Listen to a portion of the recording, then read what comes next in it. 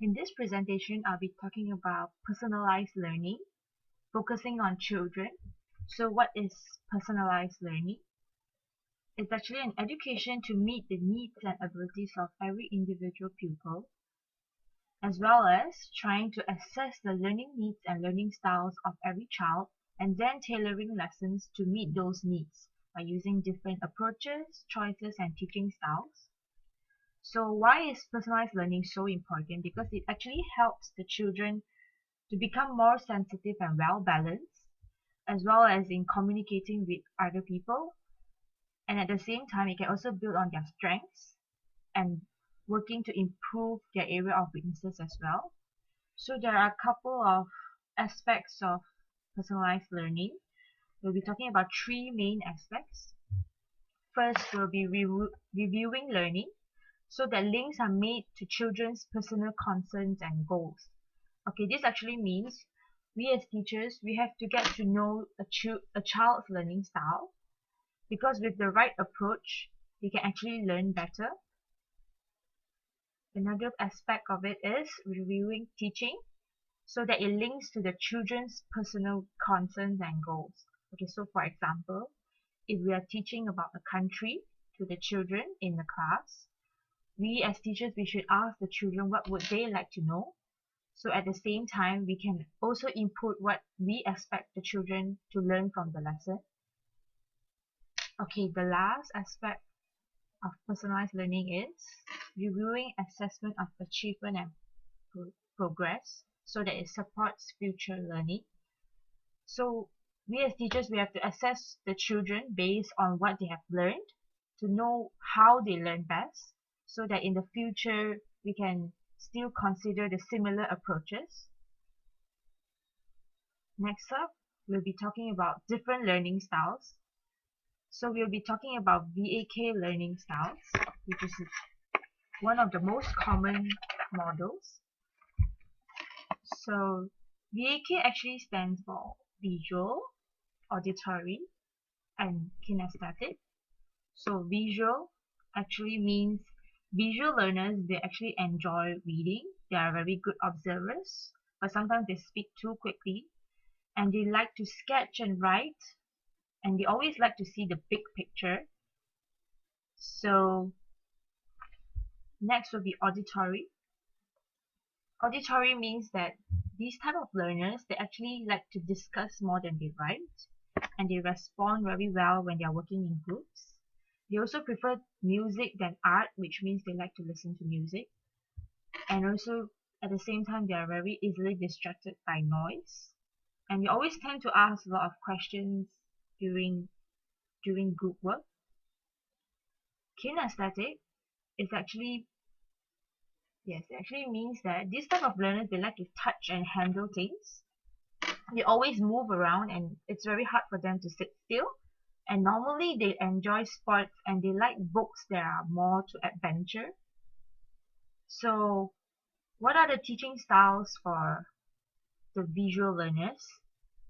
For teachers, it's best for them to have visuals and handouts for them, so that there are more things for them to absorb visually. Pictures and videos should be included as well. Auditory wise, they learn best by listening. So written material should be read out loud so that they can understand better. And lastly, kinesthetic. They learn best through touching, feeling, and experiencing. So more hands-on activities will be very suitable for them. For these VAK learning styles, it's not that every child has only one learning style. It can be all three, but they might have one dominant learning style. So it's a good if teachers have a variety of teaching styles to suit all different kind of learners. So next, we'll look at the keys to personalized learning. We'll be talking about 5 keys to personalized learning.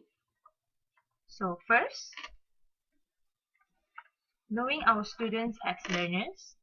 So we as teachers, we have to explore their learning styles, their different cultural identities, their interests, and many other individual learning traits, and then use that information to address specific needs by providing meaningful and appropriately challenging work.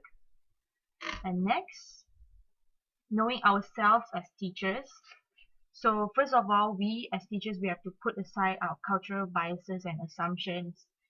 Then we have to start to discover our preferences in learning styles that which will translate into our preferred teaching style. And also recognize what beliefs and expectations we have about on our children to help us to understand more and serve serve our children more.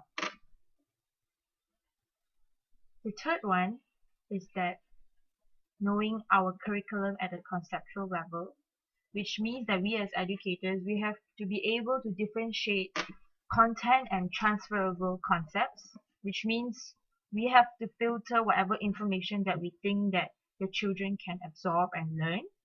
So it is important that we choose certain important points for the children in class. The fourth one, knowing our assessments, which means selecting and designing tools to match the learning objectives we want to measure, offering students some choice in assessment in order to increase engagement so that they become the end users of the assessment data. The last key will be knowing our collegial relationships. This actually means that we should get help of other professionals with different experiences, skills, and perspectives so that they can help us and support us in planning how to serve best the diverse needs of our students, because every single child is different, their learning styles are different, so it is good to have different knowledge and different input into our lessons. So for a conclusion, personalized learning doesn't mean that teachers have to prepare a separate lesson plan for every child, but a variety of teaching styles, and we have to be flexible with all our instructions, our activities and assessments, so that a diverse group of learners, they can have a good fit most of the time. So that's the end of the presentation. These are the references of this presentation. Thanks for watching.